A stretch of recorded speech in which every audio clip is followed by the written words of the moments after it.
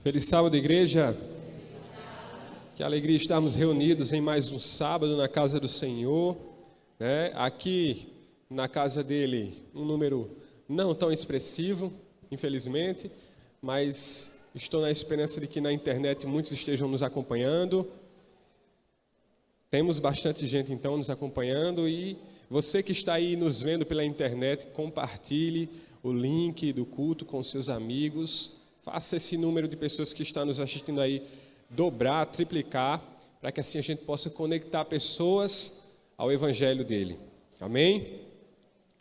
Bem, estamos no terceiro sábado do mês, sábado de mordomia, e mais uma vez estou aqui para falarmos sobre esse tema tão importante. E se você ainda tem alguma resistência sobre esse assunto, se esse assunto de alguma forma te aborrece ou te chateia, isso significa que é com você que Deus resolveu falar hoje. Ele escolheu conversar com você hoje. Através da palavra dele, nós iremos relembrar algumas verdades e alguns conceitos sobre mordomia.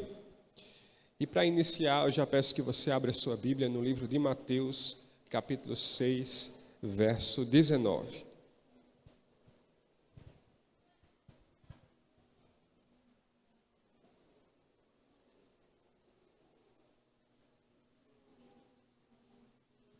Mateus, capítulo 6, verso 19.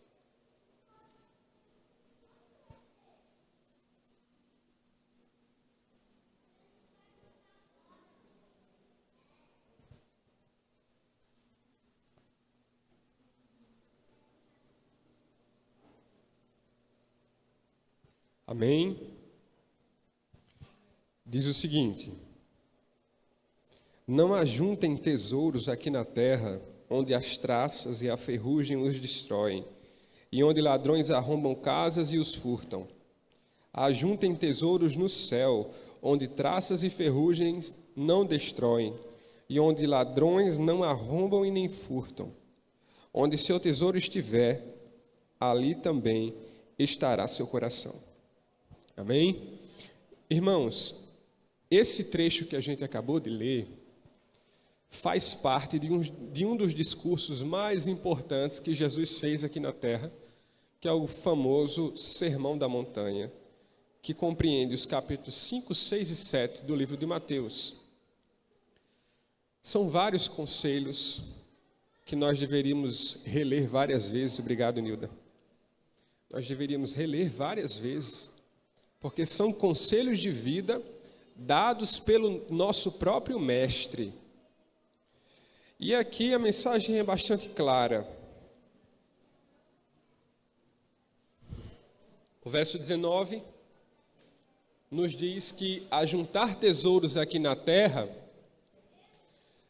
é algo que não deveria ser feito, porque o tesouro aqui na terra é muito vulnerável. A qualquer momento nós podemos perdê-lo. O verso 20 diz que a gente deve ajuntar tesouros no céu.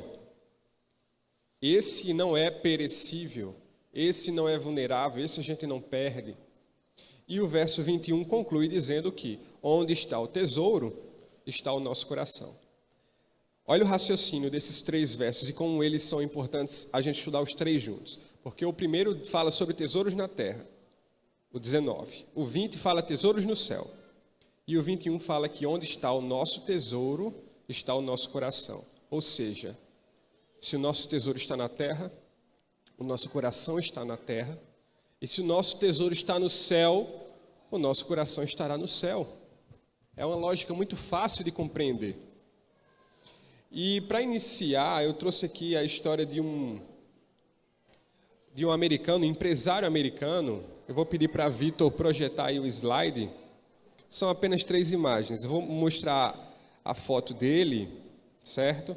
Acho que já está projetando aí, não sei se para a internet também está. Eu vou abrir aqui rapidinho para mim também. Só um instante. Para eu pegar o nome dele certinho aqui. Esse era um empresário americano chamado Dwight Hughes. Dwight Hughes. Esse homem aí, ele teve uma história interessante. Ele tinha o desejo, ele tinha a ambição de ser o melhor e de ser o maior em tudo na vida dele. Primeiro ele pensou em ser o melhor em relação ao dinheiro, e ele queria ter mais dinheiro do que todos. E aí ele foi enriquecendo o seu patrimônio, investindo e conseguindo ficar cada vez mais rico, até que ele ultrapassou a fronteira dos bilhões.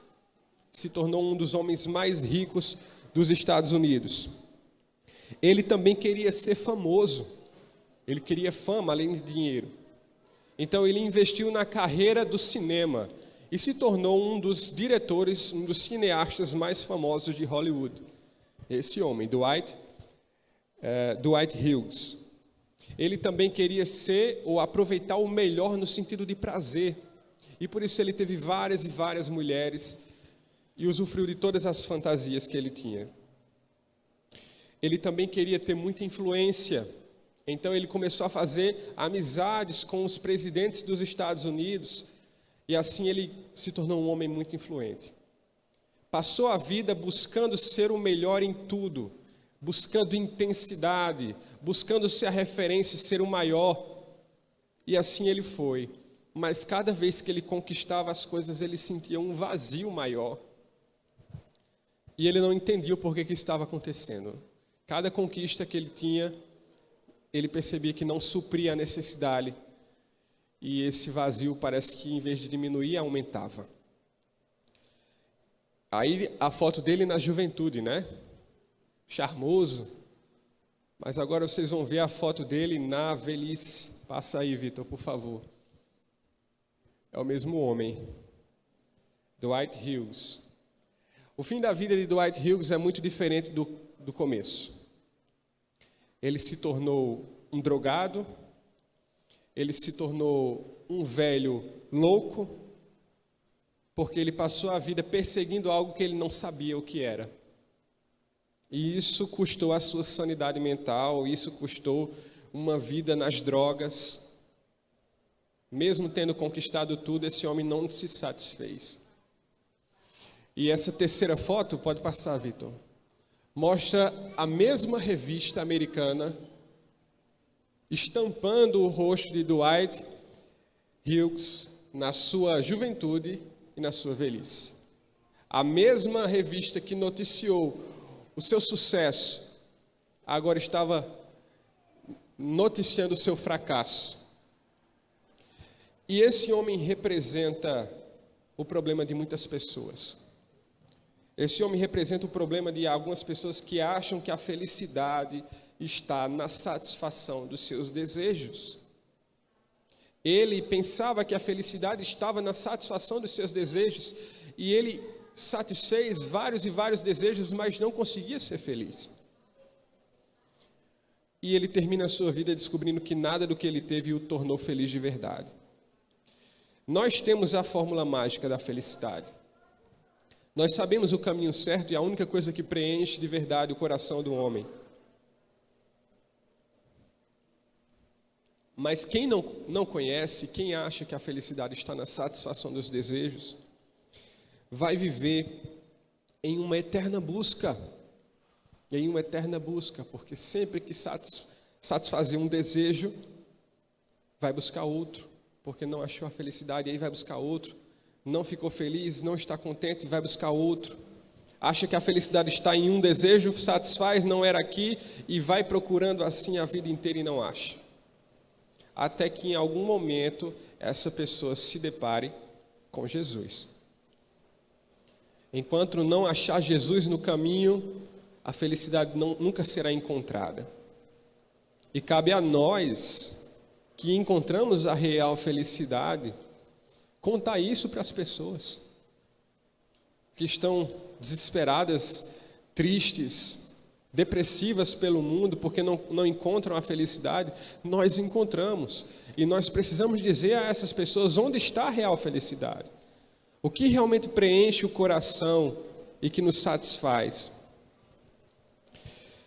Esse problema que eu mostrei aqui com esse homem, essa ambição desenfreada, esse vazio que as pessoas sentem. Não é um problema moderno. Não é um problema moderno, e a prova disso é o próprio Sermão da Montanha. Quando a gente pensa no público de Jesus, na Bíblia, muitas vezes a gente acha que era um povo diferente da gente, né? Que vivia uma realidade muito diferente, uma realidade pacata. Mas eu, cada vez mais, percebo que o público de Jesus, no Sermão da Montanha, os contemporâneos de Jesus, tinham os mesmos problemas que nós. Tinham os mesmos problemas que nós, só muda a configuração, mas eram as mesmas coisas. Talvez eles também pensassem que a felicidade está na satisfação dos desejos. E Jesus precisava aconselhar essas pessoas tanto quanto Ele precisa nos aconselhar hoje. Talvez aquelas pessoas, elas também gostassem de vida boa. Talvez essas pessoas, elas também gostassem de exibir suas riquezas através de carruagens esportivas. Essas pessoas também gostavam de festas luxuosas, de ostentação, assim como esse homem que a gente viu gostava. Essas pessoas, o público do Sermão da Montanha, também tinha esses desejos carnais. E isso mostra que o ser humano sempre teve a mesma natureza. O ser humano sempre teve a mesma natureza. Esses dias eu estava lendo um livro didático e tinha um registro de uma tumba egípcia que dizia assim, na tumba egípcia, na lápide dizia: os jovens de hoje em dia não são mais os mesmos. Eles não respeitam mais os mais velhos, são insubordinados, etc. Mesmíssimo discurso que a gente ouve hoje em dia. Isso mostra que os problemas são sempre os mesmos, a natureza humana é sempre a mesma, e isso é bom, de alguma forma, porque a gente entende o porquê que a Bíblia é um livro atemporal, que funciona para todas as épocas, porque a natureza humana é a mesma em todas as épocas. A gente lê um livro como Provérbios, por exemplo, e a gente às vezes pensa que nunca os conselhos de Provérbios foram tão atuais, não é verdade? Tão aplicáveis, tão úteis, porque justamente isso, a Bíblia é um livro que tem a capacidade de alcançar todas as épocas. Nós precisamos ler cada vez mais. Enfim, a gente precisa, sobre esse trecho que nós lemos ao início, eu gostaria de esclarecer dois pontos. Dois pontos que precisam ser esclarecidos sobre esse trecho do Sermão da Montanha. O primeiro, Jesus não está dizendo que é pecado ser rico. Jesus não está dizendo isso. Algumas pessoas tiram essa interpretação. Mas a própria Bíblia traz exemplos de homens de Deus que eram ricos. Jó, Abraão, José do Egito, homens que eram ricos. O que Jesus está dizendo não é que ser rico é pecado, mas ele está dizendo que as riquezas da terra, elas têm data marcada para acabar. E isso muda muita coisa na vida de algumas pessoas. Tem data marcada para acabar. E o ser humano, às vezes, finge que se esquece disso. Vive a vida como se isso não fosse uma verdade. E vive como se o que tem fosse eterno, nunca fosse acabar. Aquele homem que eu mostrei no início, será que na sua juventude ele pensava que o final da sua vida seria assim? Será que na sua satisfação de desejos ele imaginava que o fim dele seria aquele? Parece que as pessoas não pensam nisso. Elas não pensam de que essas riquezas e que esses prazeres têm hora marcada para acabar. Nós sabemos que tem e não podemos nos iludir no mesmo erro. A essência do sermão de hoje vai ser justamente essa, de que nós devemos preservar ou cultivar as coisas que não têm hora para acabar, que não têm data marcada para acabar, que são eternas. Essa será a conclusão, lá para frente a gente vai ver. Outras pessoas, não é que fingem que se esquecem de que as riquezas vão acabar, mas elas simplesmente não aceitam isso. Elas não aceitam essa verdade de que as riquezas na terra têm data para acabar. Um exemplo disso, eu vi num jornal recentemente, um homem que ele tinha uma moto e ele era apaixonado por essa moto dele. Era uma moto Harley Davidson. Eu não sei aqui se os homens conhecem essas motos, é daquelas bem grandonas assim, robustas. Essa moto era a satisfação da vida desse homem. E ele fez um pedido para que quando ele morresse, ele fosse enterrado em cima da moto. Olha só. E aí o filho dele fez uma jaqueta, que era uma jaqueta assim mais dura, para sustentar o corpo dele na moto, e assim enterrou esse homem em cima da sua Harley Davidson. Ele simplesmente não aceitava que aquela riqueza terrena um dia fosse acabar. Ele queria levar aquilo para depois da vida também, né? Outro caso também que eu vi recentemente foi de uma Ferrari, um dono que iria ser enterrado com a sua Ferrari, e aí enterraram a Ferrari do homem, e aí teve um problema porque o cemitério estava sendo muito invadido, as pessoas querendo roubar a Ferrari. Ou seja, existem pessoas que simplesmente não aceitam que as riquezas terrenas têm data marcada para acabar, mas elas têm. Aceitando ou não aceitando, elas têm. Nós não levaremos o que nós temos de material aqui para um outro plano. Não levaremos. É uma verdade dura demais para algumas pessoas. É uma verdade dura demais para você também? Os faraós do Antigo Egito, sempre que se descobre uma tumba de um faraó, quando se abre a tumba está lá a múmia ou o esqueleto, e um monte de ouro, cercado de um monte de ouro, de joias preciosas, um túmulo lindo. Mas aí de que adianta aquelas joias para ficarem perto de um esqueleto sem vida, sem consciência? Faraós que eram sepultados na crença de que levariam aquele ouro consigo para um outro plano, mas completamente frustrados, eles simplesmente caíam no esquecimento. Essa é a primeira verdade que nós devemos assimilar sobre esse trecho do Sermão da Montanha, o que Jesus queria dizer.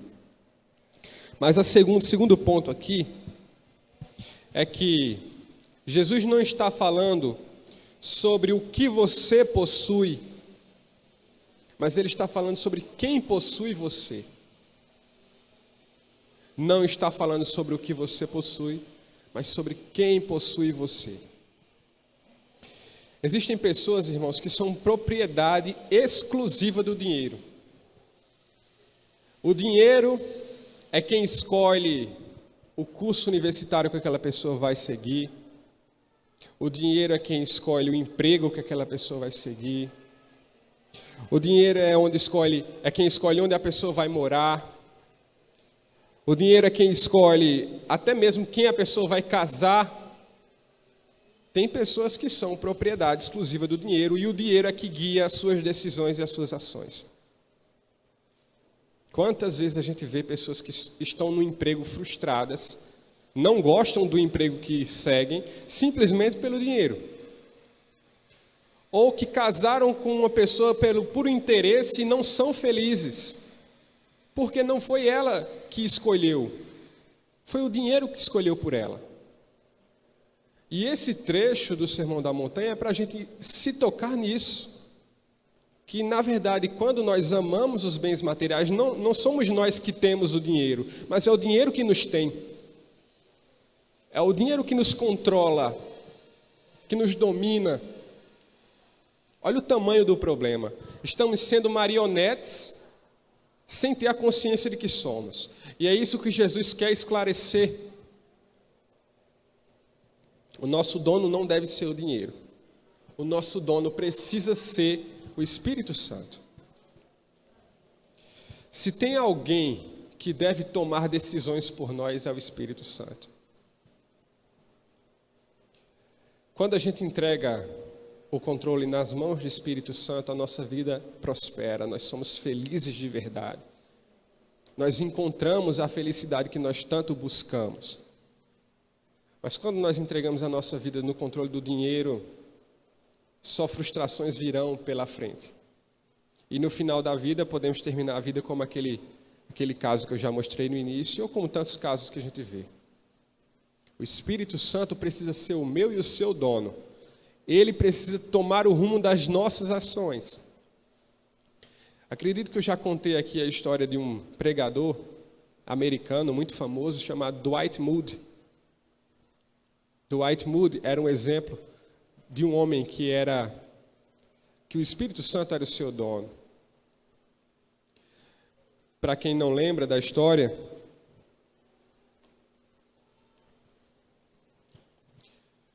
pastores europeus estavam organizando um concílio e eles decidiram trazer dos Estados Unidos uma atração, um pregador de renome chamado Dwight Moody. E isso gerou muita polêmica entre os membros da igreja lá na Europa, porque eles diziam, alguns diziam, né?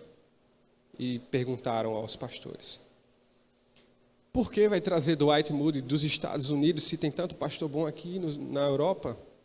Por que gastar tanto dinheiro em viagens se tem tanta gente cheia do Espírito Santo aqui? Por acaso Dwight Moody é dono do Espírito Santo? E aí o pastor disse assim: olha, ele pode não ser dono do Espírito Santo, mas o Espírito Santo é dono dele. O Espírito Santo é dono de Dwight Moody. Como deve ser um privilégio, não é? Você ser referenciado assim.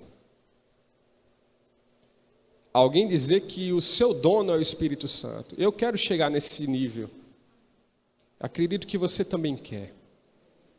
Chegarmos a um ponto de que as pessoas veem claramente de que quem conduz a nossa vida não somos nós. De contrariar as expectativas negativas das pessoas. Quando todo mundo estiver mal, estiver emburrado, você está o inverso, porque o seu dono é o Espírito Santo, ele decide até o teu semblante. Nós queremos esse nível, nós precisamos buscar esse nível, e esse nível vai vir através do contato com o Espírito Santo, com a convivência.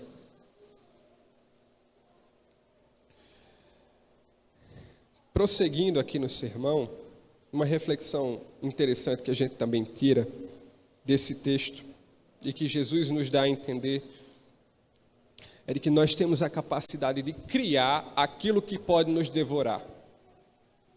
Nós temos a capacidade de alimentar uma fera que vai nos devorar, que é o dinheiro. Cada vez mais que a gente se apega a ele, que a gente cresce o nosso patrimônio, parece que ele tem um controle maior sobre nós. Como nós precisamos do Espírito Santo para que ele não nos devore, para que ele não tire a nossa salvação. E você já parou para pensar, seguindo essa linha, você já parou para pensar que talvez você ainda não está rico pela misericórdia de Deus? Eu sei que é meio louco pensar assim, né? Porque dinheiro, prosperidade, a gente pensa que é bênção de Deus. Mas você já pensou no inverso? Que talvez você ainda não está rico porque Deus tem misericórdia de você, ama você e preza pela sua salvação? Precisamos enxergar as coisas num plano maior. Salmos capítulo 40, verso 7 diz que sou pobre e necessitado, mas o Senhor se preocupa comigo. Se você é pobre e necessitado, não significa que o Senhor não se preocupa com você. Às vezes é o contrário. É justamente porque Ele se preocupa com você. Porque no final das contas, o que Deus quer de nós é que um dia nós estejamos com Ele nas mansões celestiais, que nós obtenhamos o sucesso nessa vida. E o sucesso nessa vida não tem nada a ver com bens materiais, não tem nada a ver com dinheiro. O sucesso nessa vida tem a ver com o fim, com a nossa sentença de salvação ou perdição. E é sobre isso que Deus quer nos moldar. Deus sabe que alguns filhos dele não saberiam lidar com riquezas. Deus sabe disso, e às vezes a gente demonstra isso muito claramente. Por exemplo, quando nós ficamos de mesquinharia em relação à igreja, aos dízimos e às ofertas. Isso é um recado claro a Deus, de que você não sabe lidar com o dinheiro, de que você ama o dinheiro, de que se você tivesse muito dinheiro, você perderia a sua salvação. É um recado claro para Deus. E por misericórdia, Ele vai nos limitando. O que você precisa na vida não é de muito dinheiro, mas é de dinheiro abençoado. Nós precisamos que o nosso dinheiro seja abençoado. Nós precisamos que a nossa relação com as finanças seja guiada pelo Espírito Santo. É disso que nós precisamos, não de fortunas. Irmãos, eu fico pensando, recentemente eu preguei sobre o céu, sobre as mansões celestiais, sobre o milênio, e a gente vê riquezas em todas as partes do céu. E eu fico parando para pensar, o chão vai ser de ouro. O que os homens passam a vida perseguindo, lá no céu a gente vai pisar em cima. Isso é uma mostra de Deus dizendo assim, isso não vale nada. Isso que vocês tanto perseguem, isso vai ser o chão do céu. Pessoas passam a vida perseguindo o que lá nós vamos ter em abundância. Como nós devemos internalizar isso? Bem, eu gostaria de fazer aqui 2 citações. Esse sermão, na verdade, ele é baseado no sermonário de mordomia desse ano. E eu gostaria de fazer 2 citações do sermonário que eu achei extremamente interessantes. Eu vou abrir aqui para os irmãos. São muito fortes e eu acho que merecem ser lidas. A primeira diz assim: a Bíblia quer que nos lembremos de mais uma realidade. No final, tudo vai queimar.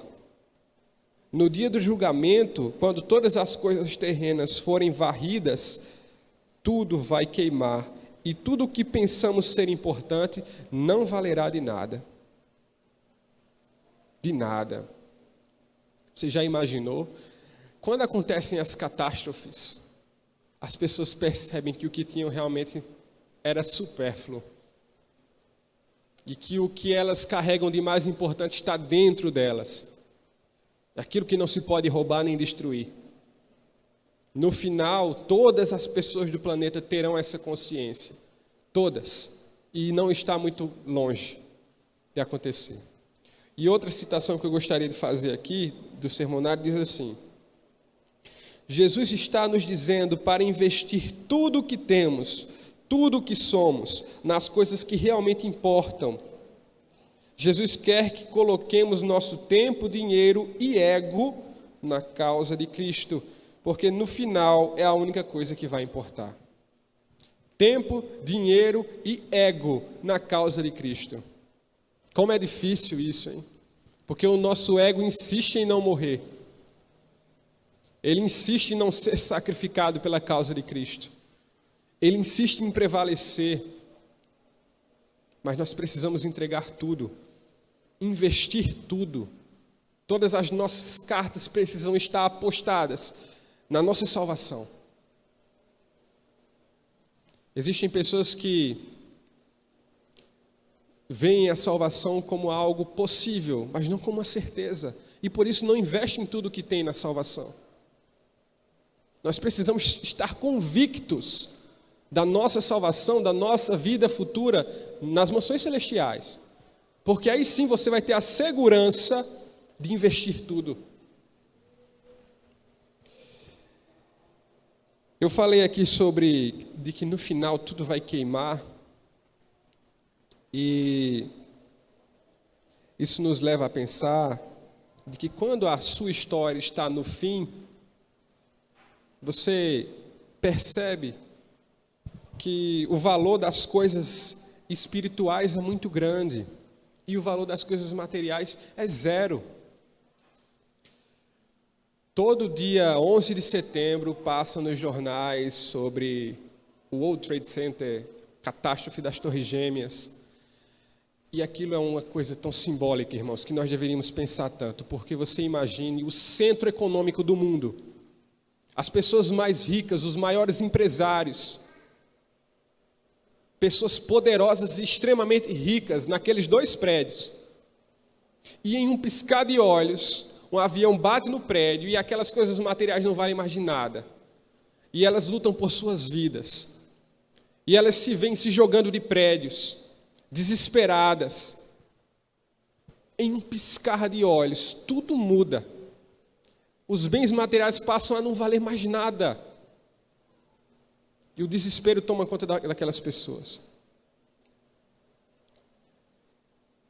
E quando aconteceu aquela catástrofe, um homem chamado Martin Weber escreveu um texto que foi bastante marcante e que eu gostaria de ler aqui para os irmãos, a declaração dele, que diz assim: então, tudo se resume a isso: cinzas, computadores sofisticados, telefones sem fio, salas de reuniões de mogno, banheiros executivos e cadeiras de couro, tudo se transforma em cinzas.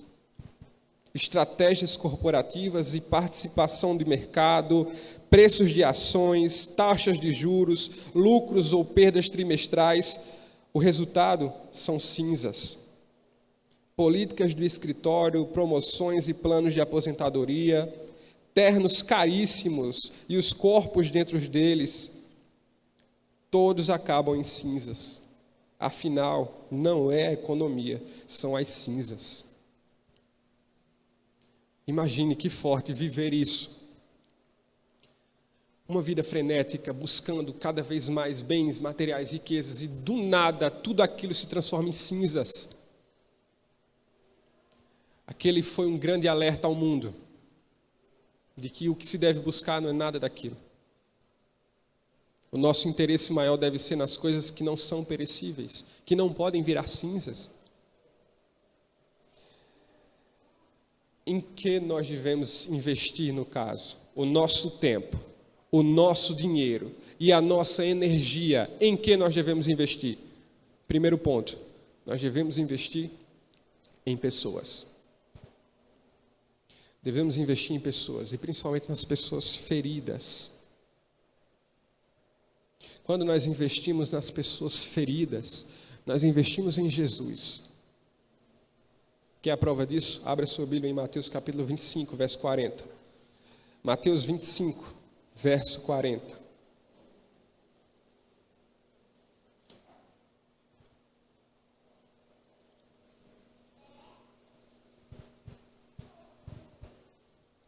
Amém? E o rei dirá: eu lhes digo a verdade, quando fizeram isso ao menor destes meus irmãos, foi a mim que o fizeram. Foi em mim que vocês investiram. Quando você investiu naquele irmãozinho carente, não era um bem a ele simplesmente que você estava fazendo, mas ao próprio Jesus. Irmãos, isso aqui é uma profecia. Nós ouviremos isso da boca do Senhor. E precisamos fazer acontecer agora. Para ouvir isso um dia, nós precisamos fazer acontecer agora. Investir em pessoas feridas. Investir em sonhos de muitas pessoas. Quantos jovens têm sonhos que não podem ser vivenciados de alguma forma, até mesmo por falta de dinheiro? E você pode investir no sonho daquele jovem. Investir naquela pessoa é investir em Jesus. investir em sonhos, ou mesmo investir com o seu tempo, com a sua energia. Irmãos, a gente tem que ter a consciência de quando nós damos um estudo bíblico, por exemplo, nós estamos investindo na pessoa e investindo em Jesus. O nosso tempo e dinheiro está sendo colocado ali, tempo, dinheiro, energia, tudo está sendo colocado ali, naquela ação. Eu já perdi as contas, irmãos, de quantas vezes eu tive o prazer de orar com pessoas que não frequentam igrejas e perceber que uma simples oração tem a capacidade de quebrantar o coração da pessoa e fazê-la chorar. Provavelmente se você já deu estudo bíblico ou algo do tipo, você já passou por essa situação. Você faz uma oração simples, arroz com feijão, termina a oração, a pessoa está desfeita em chorar. Isso é tão comum por quê? Porque as pessoas não são acostumadas. As pessoas não são acostumadas com demonstrações de amor. Elas são cada vez menos acostumadas, porque o mundo está cada vez mais frio. E quando a gente mostra que se importa, isso para aquela pessoa é algo extraordinário. Para você pode ser simples. Para você pode ser simples, pode não exigir esforço fazer uma oração com alguém. Mas para aquela pessoa isso será uma demonstração maravilhosa de que Deus ainda olha por ela, de que Deus ainda se importa com ela, de que o amor ainda existe. E nós precisamos ser usados e investir em pessoas, seja de qual forma for. Ponto 2, o que nós devemos investir? Investir na igreja. Devemos investir na igreja. Por quê? Porque a igreja somos nós. Nós somos a igreja. Em vez de ficarmos reclamando da igreja, como muitas vezes fazemos, nós precisamos nos mover e mudar essa realidade de alguma forma. Precisamos ser a diferença, ser a luz. Se não estamos satisfeitos, Deus nos colocou aqui dentro justamente para que os problemas sejam mudados. Não foi para sentar no banco e ficar reclamando. Nós somos os agentes de mudança, Deus nos deu a capacitação para isso. Somos a igreja e precisamos investir nela. Terceiro ponto que devemos investir, o último, invista na missão. Na missão. Irmão, você já se perguntou como é que estão as outras igrejinhas do nosso distrito? Já se perguntou como é que está a condição das igrejinhas do nosso distrito? Eu, ano passado, fiz parte da equipe distrital de mordomia e tive a oportunidade de visitar muitas igrejas, muitas igrejinhas que estão numa realidade muito precária. Pensa numa igreja de estrutura ruim, são essas igrejas que a gente visitou ano passado. A gente vai numa igreja como, por exemplo, a igreja do Haiti, nós ficamos felizes em estar entre os irmãos, mas a igreja está em condições precárias, irmãos. Tem uma parede lá na igreja do Haiti que o cupim já comeu ela de cima a baixo, estou vendo a hora só ela cair. Parede de trás, assim, perto do banheiro. E outras igrejas em Pedro Velho, em Aroeiras. E parece que vai ficar lá, abandonada mesmo, né? Acho que a membresia já se conformou, um dia vai cair lá. Aí quando cair, eles vêm para cá. Não é? Infelizmente é uma triste realidade. E se nós não pensarmos nisso, ninguém pensará. Se nós não investirmos também, ninguém investirá.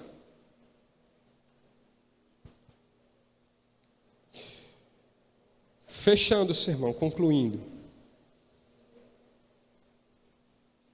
Quando a gente vai viajar, nós geralmente fazemos uma lista de viagem, né? No meu caso, a Emily que faz a minha lista de viagem, porque eu não lembro de nada. Aí eu só abro o WhatsApp da lista lá que ela fez para mim, eu vou saindo e vou colocando tudo na bolsa.